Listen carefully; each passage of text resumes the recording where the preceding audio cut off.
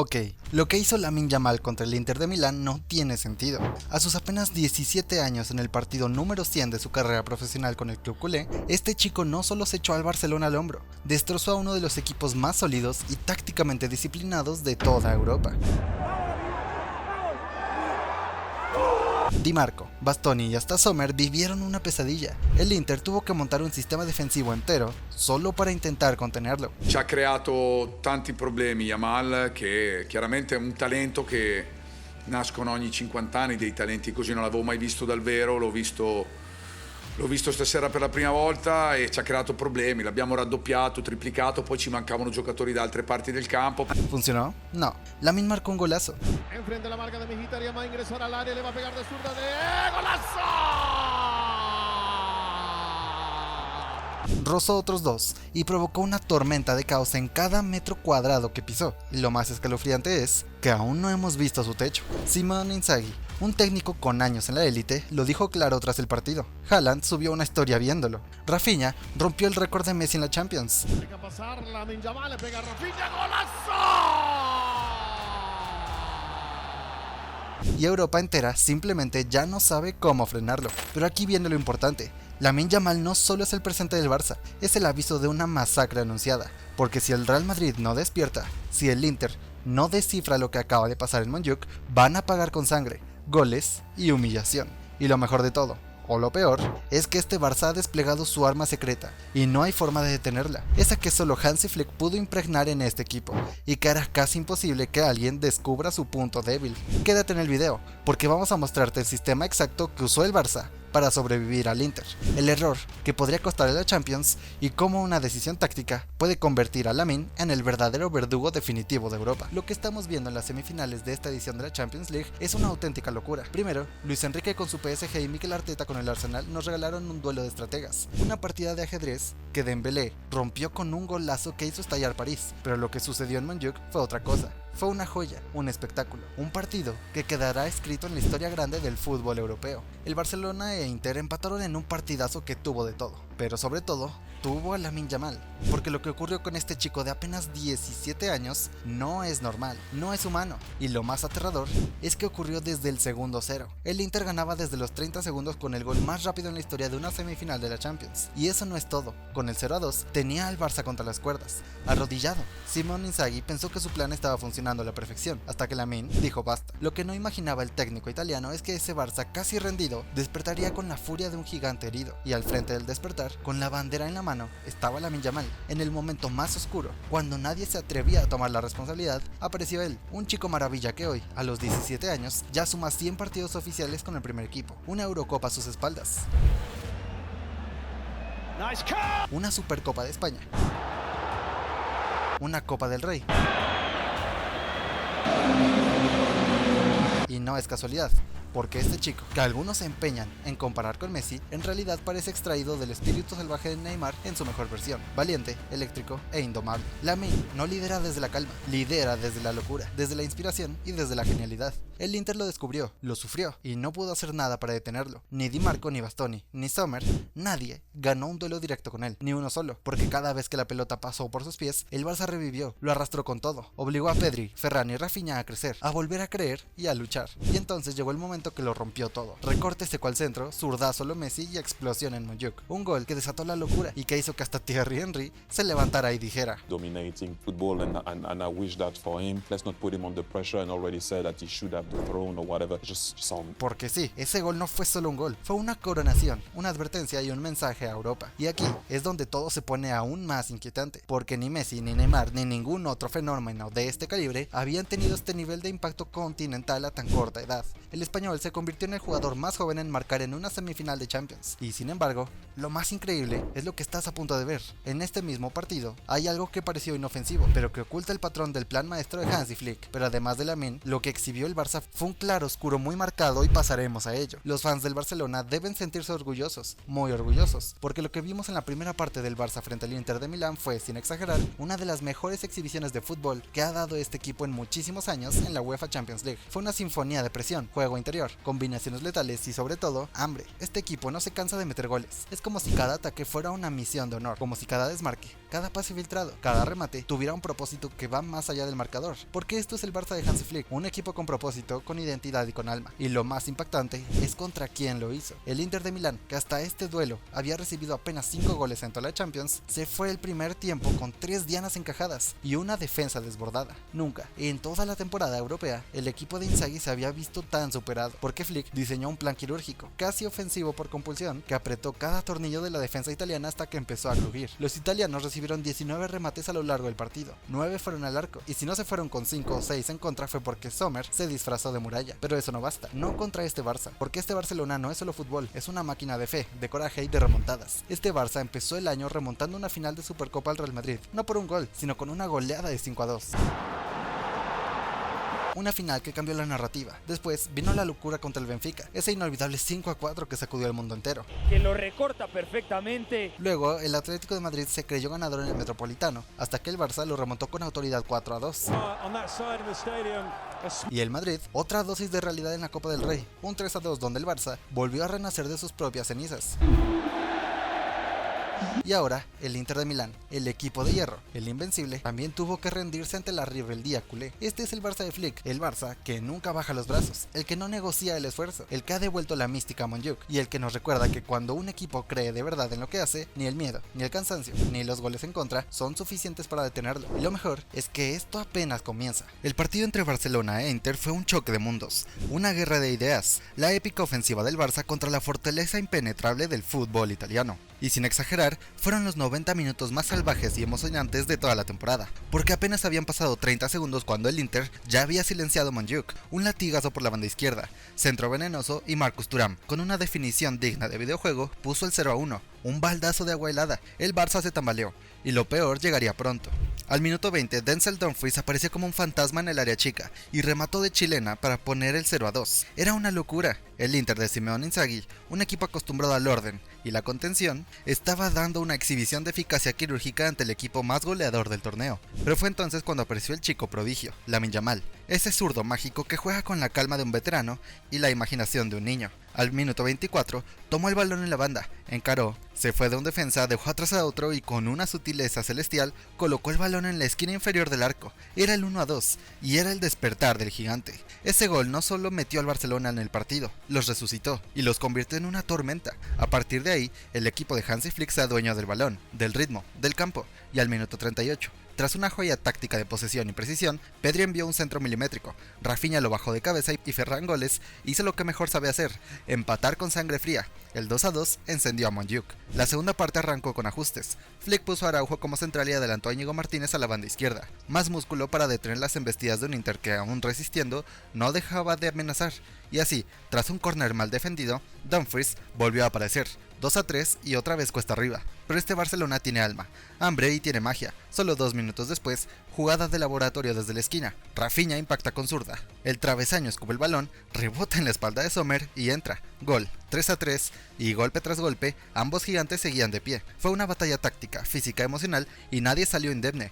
Pero lo que está claro es que esta guerra aún no ha terminado. Ahora vamos con el análisis táctico del partido. El Barça salió con todo, 11 de gala, Szczęsny bajo palos, línea de 4 con Koundé, Cubarsí, Íñigo y Gerard Martín, doble pivote de categoría con Pedri y Frenkie de Jong y Dani Olmo flotando como media punta. En ataque, Lamine Yamal por derecha, Rafinha por izquierda y el tiburón Ferran como 9. No se guardó nada. Pero el Inter también sabía lo que venía. 3-5-2 puro de Simone Inzaghi, Sommer en portería, Bastoni, Acerbi y Bisek como centrales, carrileros incansables con Di Marco y Dumfries, y en el centro, Varela, Çalhanoğlu y Mkhitaryan para sostener todo. Arriba 2 flechas, Lautaro Martínez y Marcus Thuram. Para entender el desarrollo de este partidazo, primero hay que señalar una realidad táctica. Gerard Martín fue el eslabón más débil del Barcelona en la primera mitad. El Inter lo supo desde el minuto 1. Todas sus transiciones ofensivas, sus intentos de romper líneas, sus ataques más peligrosos fueron por ese lado, y Hansi Flick lo vio claro. Por eso, en la segunda mitad, corrigió rápido. Ingresó a Ronald Araujo y desplazó a Íñigo Martínez al lateral izquierdo. Ajuste quirúrgico que mejoró la solidez defensiva. Pero del otro lado, el Barça era puro vértigo. Lamine Yamal fue el epicentro absoluto del peligro. Todo el peso ofensivo recaía sobre él. El equipo volcaba sus jugadas por la banda derecha, buscando siempre el 1 contra 1 del chico prodigio. Y aunque era previsible, el Inter no podía detenerlo. Lamine lo intentó todo. regates, desbordes, asociaciones y fue una pesadilla para Di Marco durante todo el partido. Este empate 3-3 deja la eliminatoria totalmente abierta, pero algo es seguro, el Barça está preparado para pelearlo todo y eso ya es una victoria. Ahora bien, el Inter, con ese 5-3-2 que en fase defensiva se convertía en un bloque férreo de 5 hombres, tenía un plan claro: defender bajo y atacar con precisión quirúrgica. ¿Cómo? Con pases largos y contragolpes verticales. Y vaya si funcionó. El primer gol del partido es una clase maestra de cómo atacar una línea adelantada. El Barça presionó alto desde el primer segundo, y en la primera jugada lo pagó caro. El Inter no se dejó presionar, tocaron con calma, salieron de la presión y explotaron la espalda de la defensa culé. Solo Gerard Martín y Pau Cubarsí quedaron para frenar la jugada. Lautaro filtró hacia Dumfries, quien centró al área. Koundé logró cortar, pero el balón quedó vivo y Varela asistió a Thuram, que con ese gesto de fantasía y de espaldas al arco, marcó de espuela. Segundo 30 y gol del Inter, el más rápido en toda la historia de la Champions League en una semifinal. Y con eso, el partido ya estaba totalmente roto. El Barça contra las cuerdas desde el primer puñetazo y estaba prácticamente en la lona cuando al minuto 21 Dumfries, con una tijera, marcó el segundo gol del Inter tras un córner.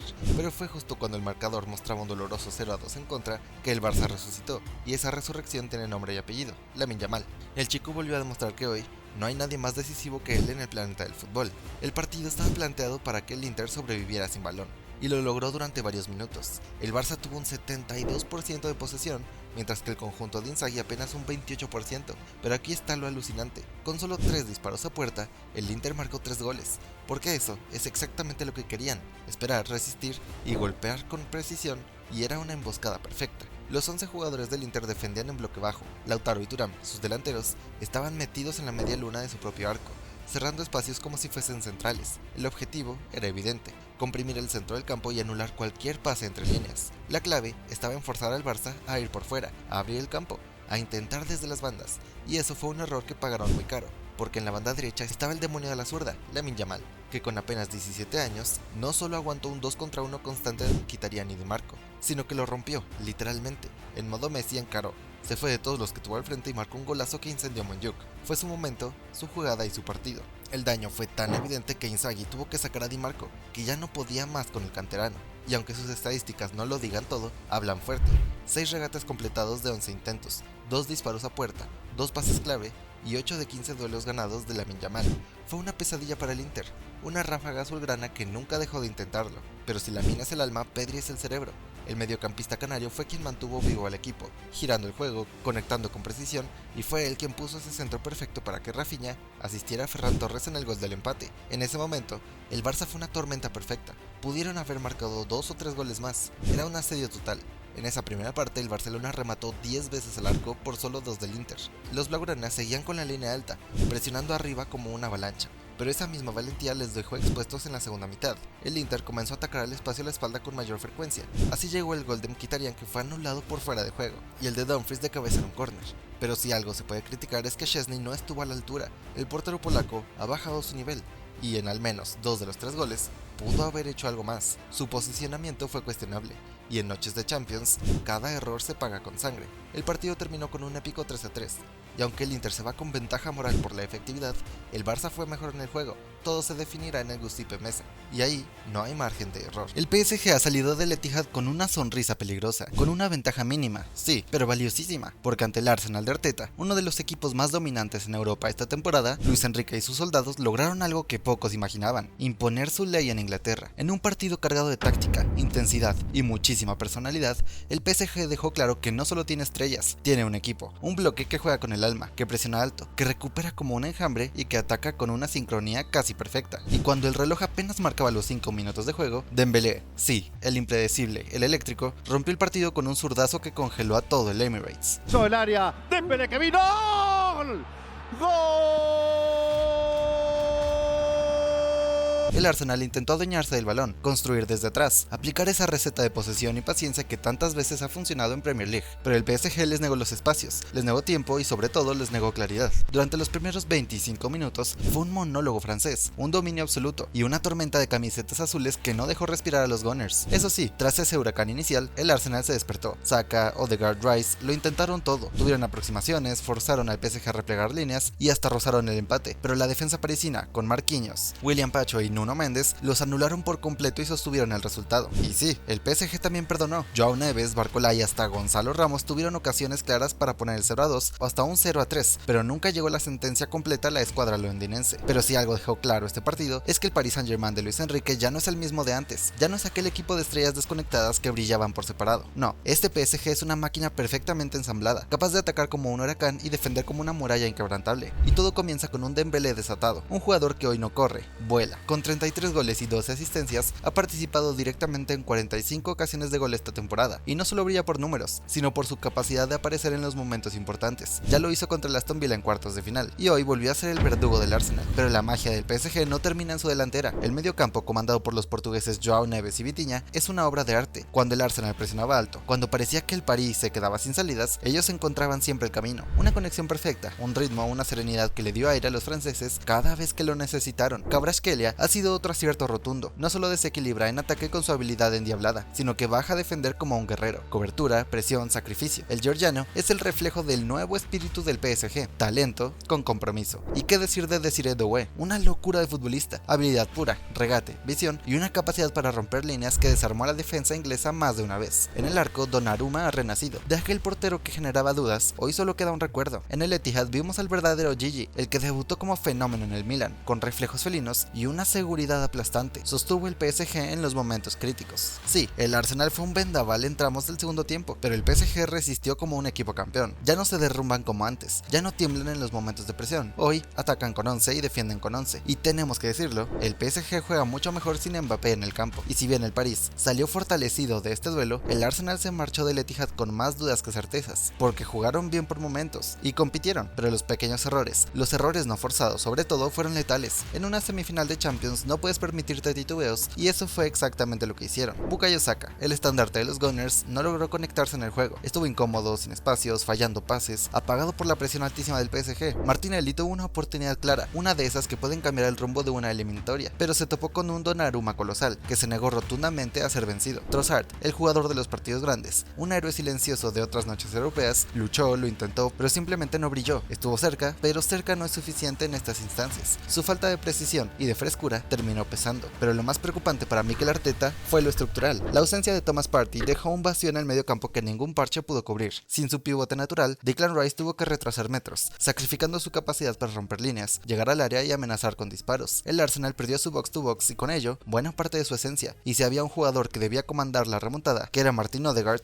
pero el noruego simplemente no apareció, fue un espectro, no pidió la pelota, no conectó con Rice, ni con Merino, ni con la delantera. El Arsenal se quedó sin brújula y sin un director de orquesta, y eso lo condenó completamente. Hoy, el Arsenal está contra las cuerdas, no solo porque van abajo en el marcador, y realmente no es una diferencia muy grande, sino porque han perdido parte de la confianza que los trajo hasta aquí. El Parque de los Príncipes les espera, y si no encuentran respuestas pronto, la semifinal de Champions puede convertirse en su última parada. Pero ahora tenemos que hablar de Ousmane Dembélé. Durante años, Dembo fue la eterna promesa, el jugador con talento para romper partidos, pero con una fragilidad física y mental que lo alejaba de la élite absoluta. Su paso por el Barcelona fue una montaña rusa de lesiones, frustraciones y chispazos de magia intermitente. Pero hoy, Dembélé es otro. Ya no es el joven que todos esperaban que explotara. Hoy es una realidad, una máquina ofensiva, un líder y un monstruo competitivo. En el Parque de los Príncipes lo han entendido, Luis Enrique lo ha entendido, le ha dado confianza, libertad y un sistema en el que puede ser él, y la respuesta ha sido descomunal. 33 goles en lo que va de temporada, máximo goleador del PSG en 2025, por encima incluso del mismísimo Kylian Mbappé. ¿Quién lo habría imaginado hace un par de años? Su gol ante el Arsenal no fue un accidente, fue la confirmación de un fenómeno. Apareció en el Emirates, en una semifinal de Champions, con la presión al máximo y volvió a marcar la diferencia. Lleva 8 goles y 3 asistencias en esta Champions League, fue clave en los playoffs ante Brest, dejó su sello contra Liverpool, asistió frente al Aston Villa y ahora vuelve a aparecer en semifinales, siempre cuando más lo necesita su equipo. Y lo más increíble es cómo ha evolucionado. Dembélé no es solo velocidad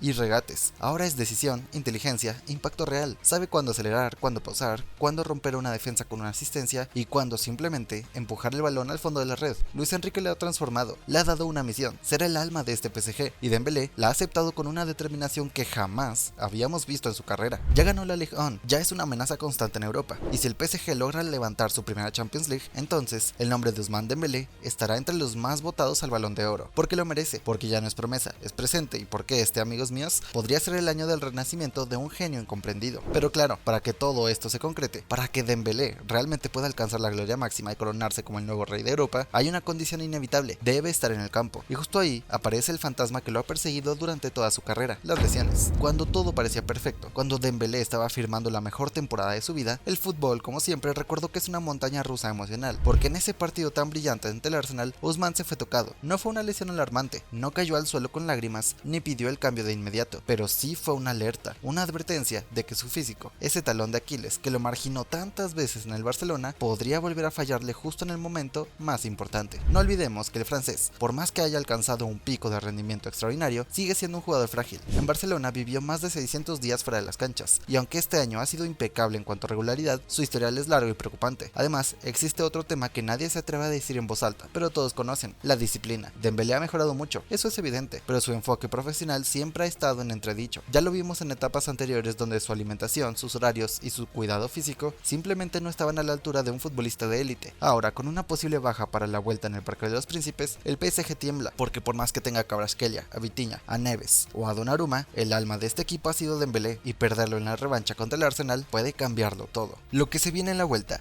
tanto en Italia como en Francia, es de pronóstico reservado, porque si algo nos ha enseñado esta edición de la Champions League es que nadie está a salvo. Ni siquiera el que mejor juega, ni siquiera el que más goles marca. El Barcelona de Hansi Flick fue, sin decisión, el equipo que mejor fútbol exhibió entre los 4 semifinalistas. Su primera parte ante el Inter fue una obra maestra táctica y emocional. Colectivamente, el engranaje culé fue una sinfonía, e individualmente, nombres como Lamine Yamal, Pedri y Rafinha dieron un paso al frente para intimidar a toda Europa. Pero ni con esa actuación puede fiarse el Barça, porque enfrente tiene a un equipo milimétrico, sólido y peligrosísimo, el Inter de Simone Inzaghi. El técnico italiano es un genio táctico, su sistema 3-5-2 funciona como una trampa: primero te deja jugar, te da espacio y te hace creer, y luego lanza sus puñales con carrileros que atacan con precisión. Lo vimos en Montjuic, el Barcelona dominó, pero el Inter no necesitó mucho para vulnerar, y ahora, en el Giuseppe Meazza, el infierno será real. No hay margen para errores. Si el Barça quiere estar en Múnich, deberá sufrir, y deberá resistir la emboscada de un equipo que no perdona. Y en el otro frente, la batalla es igual de brutal. El Arsenal, como bien lo dijo Mikel Arteta, tiene muchas posibilidades de alcanzar la gran final. Tiene un bloque joven, intenso y valiente, pero lo que tiene enfrente es, quizás, el equipo más equilibrado de toda Europa, el PSG de Luis Enrique, un PSG que está encendido, que ha encontrado en Dembélé su hombre más letal. El francés está en su prime absoluto, firmando una temporada de 45 contribuciones de gol en 45 partidos, y junto a él, un Kvaratskhelia en modo serpiente, deslizándose por las defensas rivales con la precisión de una cuchilla. El equipo parisino no solo tiene figuras, tiene plan, identidad y tiene un técnico que ha sabido blindarlo mental y tácticamente para este tipo de partidos. Sí, Barcelona y PSG parten como favoritos, y sí, han mostrado más argumentos, pero esto es fútbol, y en el fútbol, como en la vida, todo puede cambiar en 90 minutos.